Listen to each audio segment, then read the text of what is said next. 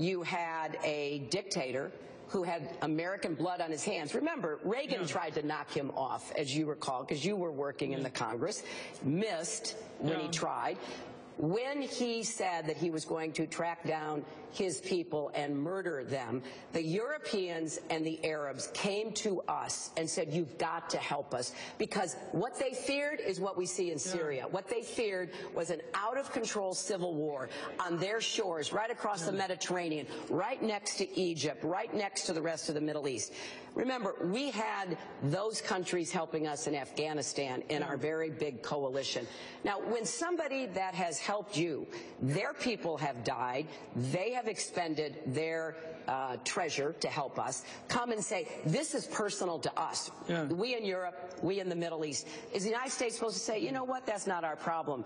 You know, and they can say to us, yeah, Afghanistan wasn't our problem either. But that's not the way you work with allies and way you build coalitions. So what did we do there? We provided our unique abilities, and they ran most of the air missions. They were really very much involved in helping to, you know, cordon off Libya and in eventually defeating Gaddafi and his forces.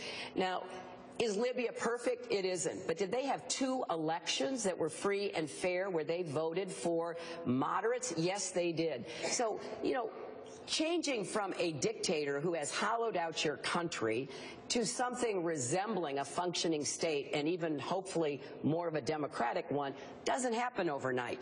And we've got to continue to support the Libyan people, to give them a chance, because otherwise you see what's happened in Syria with the consequences of millions of people flooding out of Syria, with more than 250,000 people killed, with terrorist groups like ISIS taking up almost a huge swath of territory, as big as some of the states in that area. So, yes, I mean, Libya was a different kind of calculation, and we didn't lose a single person.